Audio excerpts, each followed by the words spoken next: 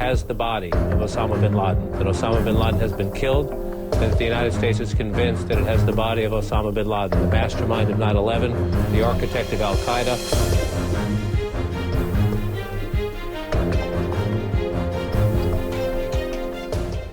Most people know about bin Laden's final hiding spot, the Abbottabad compound where Navy SEAL Team 6 took him out. But what about the 18 other homes that bin Laden lived in throughout his life? From his childhood mansion in Saudi Arabia, to secret Al-Qaeda training camps, and even a massive cave complex deep in Afghanistan's mountains. These homes tell the story of how bin Laden evaded the United States for so many years. These homes weren't just hiding spots. They were where bin Laden built his network, trained his fighters, and even planned his deadly attacks. Some have been abandoned, while many still exist today. So what really went on inside these homes? What are these homes like today? And how did bin Laden's last mistake cause him to be face to face with Navy SEAL Team 6? Osama bin Laden was born in Riyadh on March 10, 1957. Osama came from an extremely wealthy family, and Riyadh was known to have the best hospitals as the capital of Saudi Arabia. Osama was only born in a hospital here before his father and mother took him back to their home in the Alizia district of Jeddah. Their home was a very large palace with many different people running around. Many people because Osama bin Laden had anywhere between 52 to 56 different siblings. Osama's father accumulated this many children from 22 different wives. Osama's father, Mohammed bin Laden, was an extremely powerful businessman that owned and operated the largest construction company in Saudi Arabia, the Saudi bin Laden Group. Mohammed bin Laden was one of the richest men in Saudi Arabia, worth about $5 billion in today's standards. When Osama was still a young boy, his parents divorced, and he spent much of his time living with his mother, Aliyah. Osama's relationship with his father became distant. On September 3, 1967, Osama learned that his father died in a plane crash. Mohammed's oldest sons took over the construction business, and children that weren't quite as close to Mohammed got pushed aside. One of these children was Osama. Aliyah took Osama and her other children to Beirut, Lebanon, and enrolled them in the Brumana College School. This was one of the more liberal and prestigious schools in Lebanon. After only attending the Brumana school for a year, Osama moved back to Jeddah with his mother and new stepfather, Mohammed Al-Attas. Osama then attended the Al-Thagr Academy in Jeddah. This was the most prestigious school in Jeddah, and had the reputation for being a private enclave for the sons of businessmen and royal elites. Osama's teachers remembered him being a nice fellow and a good student. The Al-Thagr school provided students with an Islamic-based education. Many of Osama's teachers were very conservative in their beliefs, and likely introduced Osama to extreme interpretations of Islam. While at Al-Thagr, Osama started to develop a strong sense of Islamic duty. Bin Laden attended King Abdulaziz University, where he studied economics, business administration, and civil engineering. While at university, Osama became fascinated by Dr. Abdullah Azzam, a Palestinian Islamic scholar known for his strong beliefs in jihad. Although Osama never had Azzam as one of his professors, the two connected through informal gatherings. Azzam would tell Osama about the need for jihad to protect Muslim lands. Osama was fully bought in, and even attended secret meetings where Azzam and others would discuss ways to grow the jihadist movement. When the Soviet Union invaded Afghanistan in 1979, Osama dropped out of school to help Afghanistan win the war against the Soviets. Rather than moving to Afghanistan, bin Laden traveled to Peshawar, Pakistan. Peshawar is very close to the border with Afghanistan, and served as the logistical and strategic base for Afghanistan in this war. Osama had to live in various safe houses across Peshawar to ensure his safety. There was always the risk of Osama being arrested or even assassinated by the Communist Party, given his leadership role in the Afghan resistance. Osama played a significant role in the fundraising and recruiting efforts of the Afghan resistance. Abdullah Azzam was also in Peshawar at this time. Together, the two built training facilities in Peshawar for new fighters to train. By 1986, Osama wanted a more hands-on role in the Afghan resistance. He moved just across the border into Afghanistan to the Paktia province. Bin Laden used this remote area to establish training camps for Afghan fighters, and even recruited foreign volunteers to train at this camp. Bin Laden was able to recruit thousands of foreigners who wanted to fight for Afghanistan's right to be free of communism. Osama needed a place for all these fighters to stay, so he created the Al-Ansar camp. Bin Laden lived in a compound near this camp, also up in the mountains of the Jaji area. He lived in this compound with his close allies, including Abdullah Azzam for a short period of time. As Afghanistan was successfully winning this war against the Soviets, Osama wanted the Afghan resistance to one day become a global jihad group. Osama believed that attacking Western nations, rather than just focusing on local conflicts, was necessary for the success of Islam. Azzam, on the other hand, only wanted to focus on liberating Muslim lands from foreign occupiers. Because of these differences in strategy, bin Laden and Azzam began growing further apart. Azzam moved back across the border into Peshawar. On November 24, 1989, Azzam was assassinated by a car bomb. There's no definitive proof regarding who was behind this car bombing, but many suspect that this was Osama bin Laden's doing. Eliminating Azzam helped clear the way for bin Laden to fully be in charge of the Afghan resistance movement and transform it into a global jihadist group. The Soviet Union finished withdrawing their troops from Afghanistan on February 15, 1989, and Osama bin Laden returned back to Saudi Arabia as a hero. Bin Laden moved back in with some of his family members in Jeddah. Bin Laden was invited to speak at mosques and other Islamic events. He shared stories of the war and explained how jihad was capable of defeating a superpower like the Soviet Union. He grew a large influence over young Saudis and other Muslims who were inspired by this victory. Despite this warm reception, bin Laden's relationship with the royal Saudi family and government officials wasn't strong. Bin Laden started speaking out against the Saudi government, accusing them of aligning too closely with the West, especially with the United States. The breaking point came when Iraq invaded Kuwait on August 2, 1990. Bin Laden offered to build an army to fight against Iraq. The Saudi government rejected bin Laden's offer and instead invited United States troops to protect their border. Bin Laden was furious. He couldn't believe that his government was allowing US soldiers onto Saudi land, especially so close to Islam's two holiest cities, Mecca and Medina. This outspoken criticism eventually led the Saudi government to silence bin Laden and force him to leave the country by revoking his passport. Bin Laden then left his family in Saudi Arabia and moved to Sudan. Sudan's leader at the time, Omar al-Bashir, promised to protect bin Laden and allowed him a free space to build his network. Bin Laden purchased a pink 3-story structure on Al-Mashtal Street in Khartoum. This home was in a nice area, but was very modest compared to bin Laden's extreme wealth. Bin Laden had thick walls installed on all 4 sides of the home. The house was heavily guarded, with bodyguards on the ground floor. Despite all this protection, bin Laden was almost assassinated at this home. A group known as the Takfiris showed up armed with guns, looking to take bin Laden out. The Takfiris was an even more extreme branch of Islam than what bin Laden practiced. Bin Laden's armed bodyguards were able to take out these Takfiris, and bin Laden survived his first true assassination attempt. Following this attack, trenches were dug on all 4 sides of the home to add another layer of security. Bin Laden's neighbors weren't pleased with all the chaos happening in their neighborhood and were pleading with bin Laden to move elsewhere. Bin Laden founded his own construction company, Al-Hijra, which built roads, bridges, and even an airport runway. Because these infrastructure projects benefited Sudan, Sudan's leader gifted bin Laden roughly 20,000 acres of farmland. Bin Laden turned these 20,000 acres into an agricultural kingdom where the land was filled with sesame, peanuts, and cotton. This farm was known as the Al-Damazin Farms and was located in the Blue Nile region of Sudan. This farm ended up employing 4,000 workers and was generating millions in revenue. All this money was used to fund bin Laden's growing terrorist network. It was at this time that bin Laden officially had a name for this network: Al-Qaeda. Bin Laden's goal was to provide all the funding he needed for Al-Qaeda through his farm, rather than having to rely on external donations. As the farm continued expanding, many of these agricultural projects just became disguises for jihadist training. Within these farms, there were massive stockpiles of weapons and military exercises taking place. Bin Laden orchestrated several major terrorist attacks against the US military. In 1992, bin Laden had bombers target 2 hotels that were filled with American soldiers in Yemen. In 1993, he worked with Somali militia members to shoot down American Black Hawks, which later was famously known as Black Hawk Down.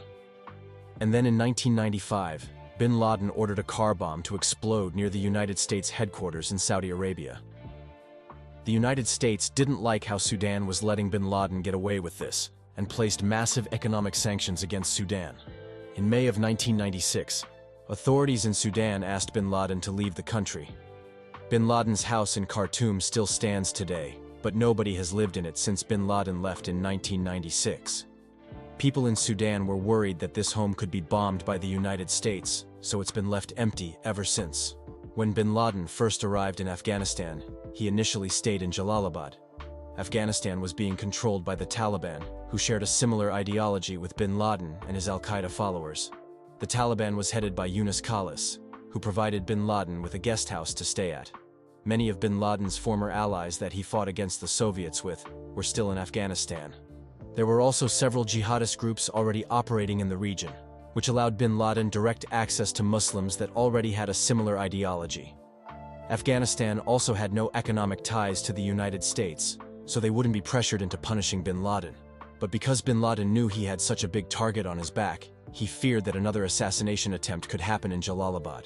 Because of this, bin Laden only ended up staying at this guest house in Jalalabad for a few months before moving to the Tora Bora caves. The Tora Bora caves were built into remote mountains, far from any heavily populated areas. The network of caves and tunnels in these mountains made for an ideal hideout spot for bin Laden and his other top Al-Qaeda allies. Bin Laden was able to stockpile weapons and ammunition for his fighters in these caves without being detected by the United States.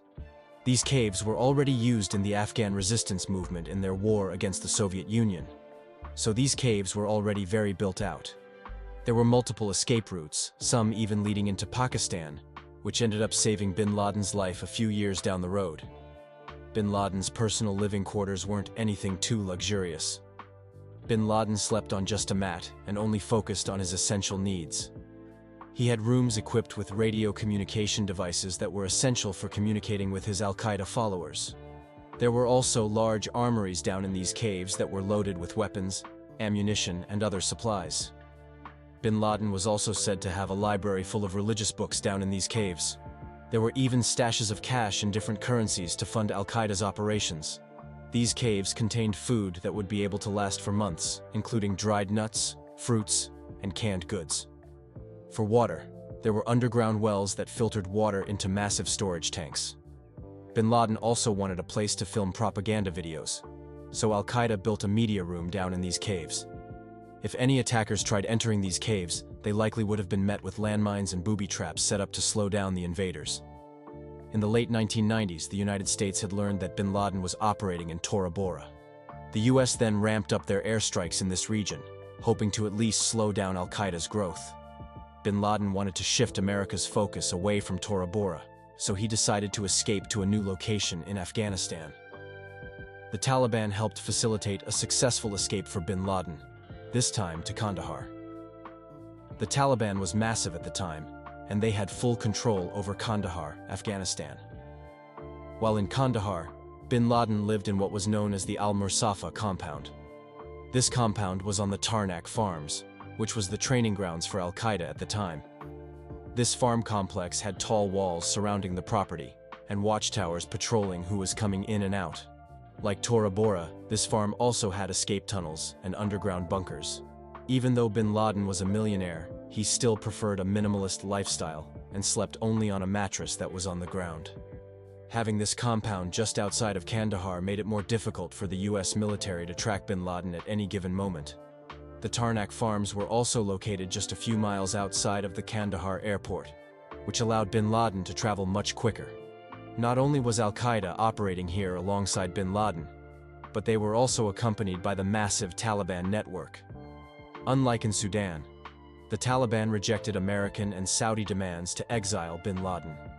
The Taliban instead provided bin Laden with convoys to allow him to safely travel from Kandahar to Al-Qaeda training centers around Afghanistan and even back to the Tora Bora caves. On September 11, 2001, Osama bin Laden launched his biggest attack ever against the United States, and the first to take place on American soil. Bin Laden was living in his compound on the Tarnak farms during this unprecedented attack. 9 days after the attack, President George Bush demanded that the Taliban hand over bin Laden. The Taliban refused, saying that the United States didn't have any evidence that bin Laden was behind this attack.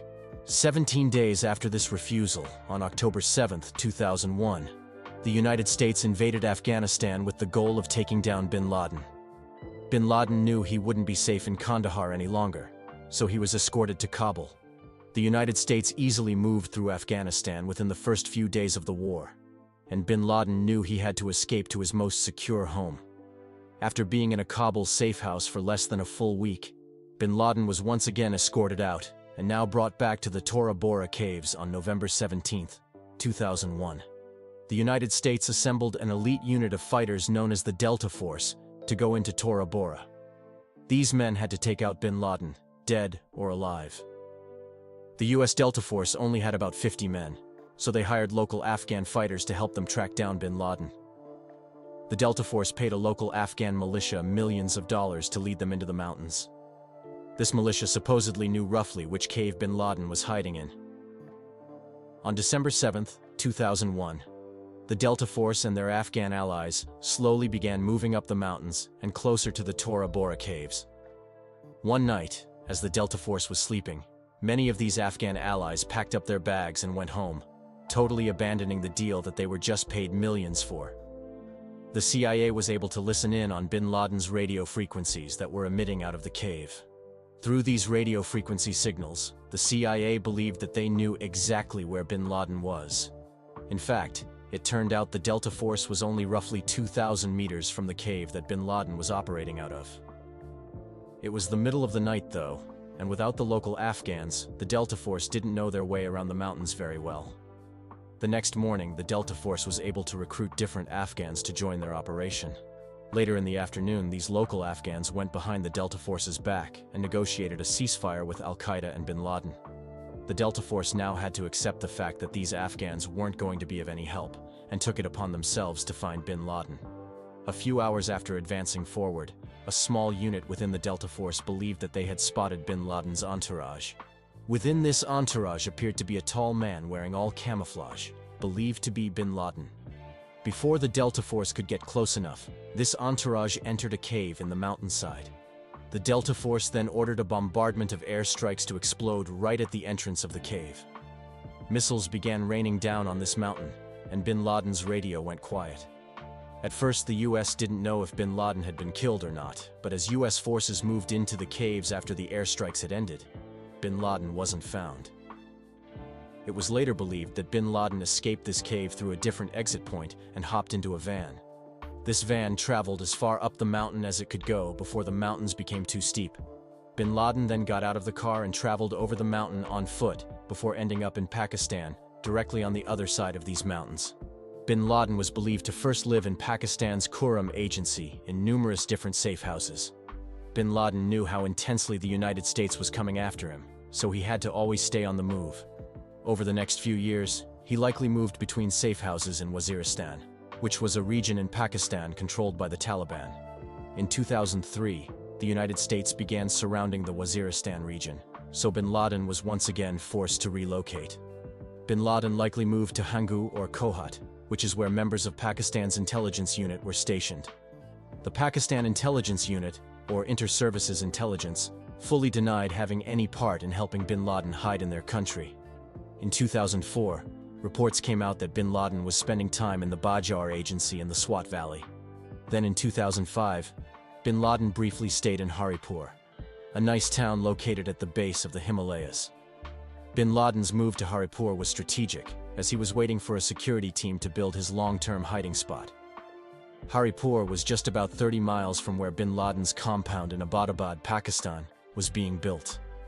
Bin Laden had his brother and 2 other top Al-Qaeda allies buy land in an Abbottabad neighborhood, and then built the perfect hideout for bin Laden to live in. Abbottabad was a quiet middle-class neighborhood with a small population, making it easier to avoid any suspicion. This compound was built about a mile from the Pakistan Military Academy, which definitely raised some eyebrows. Some suspected that Pakistan's intelligence unit was involved in hiding bin Laden here, while others say that this was a strategic move by bin Laden. Who would ever suspect bin Laden to be hiding right under the Pakistani military's nose? Sometime around mid-2005, the construction company finished bin Laden's final hideout. The entire property covered about 3,500 square meters, which was roughly 8 times larger than the surrounding homes. The property was encircled by 12 to 18-foot tall concrete walls topped with barbed wire. There were 2 security gates with 1 main entrance. There were very few windows on this home, and the few that did exist were typically small and covered. Nobody who lived here had access to the internet. Unlike the other houses in the area, the compound also had no garbage disposal system. Instead, all the trash this compound accumulated was burned out in the front yard. The bin Laden children were also homeschooled and were never allowed to leave the compound. Bin Laden had special couriers that would leave the compound only to gather supplies like food, but they would do so keeping a very low profile. As for the main house where bin Laden lived, this was a 3-story structure. On the first floor, there were living quarters for some of bin Laden's extended family, including one of his 3 wives. On the second floor, there were bedrooms for bin Laden's other family members. Moving up to the 3rd floor, this was bin Laden's personal quarters. Bin Laden lived in a simple room with a bed, a small shelf, and a TV where he would watch the world news and world events. Also on this 3rd floor was bin Laden's private balcony attached to his bedroom. This balcony had a 7-foot tall wall surrounding it so that nobody on the outside could see in. Bin Laden rarely left the 3rd floor, which made this balcony one of the only places that he could get fresh air. Despite how enclosed this balcony was, this might have been what exposed bin Laden's hideout to the United States. The United States CIA used satellite imagery and drones to spy on this compound. The CIA noticed a tall man who they often referred to as the pacer that would pace back and forth on this balcony. The CIA kept a close watch on this compound and noticed that the pacer never left the compound, unlike some of the other residents. The pacer also appeared to be 6 feet 4 inches, which matched bin Laden's unusually tall height. This was just one of the major clues that ended up giving the United States confidence that this was bin Laden's home. The fact that there were no bodyguards outside this home was also very suspicious. Also, anytime bin Laden's couriers went out to get food from the local grocery store, they were seen getting far more food than what a typical family would eat. All these different suspicions added together led President Obama and the United States to be fairly certain that bin Laden was living here. At 1 a.m. on May 2, 2011, U.S. SEAL Team 6 flew towards bin Laden's compound. The helicopter crash-landed on the compound, but SEAL Team 6 continued on with their mission. These Navy SEALs first engaged in a gunfight with the couriers and those living in the guest house. These individuals were either all taken out or detained, and then the Navy SEALs began moving through the main house. SEAL Team 6 was detaining all of bin Laden's family members on the 1st and 2nd floor of the home. Roughly 20 minutes into the operation, they finally made it up to bin Laden's 3rd floor room. 2 shots were fired at bin Laden, one hitting his head. Bin Laden was officially dead, and the biggest manhunt in U.S. history had finally ended. You might have noticed throughout bin Laden's life that he typically avoided living in any luxurious residences. This is the complete opposite of most leaders, and certainly not like the places Adolf Hitler lived in.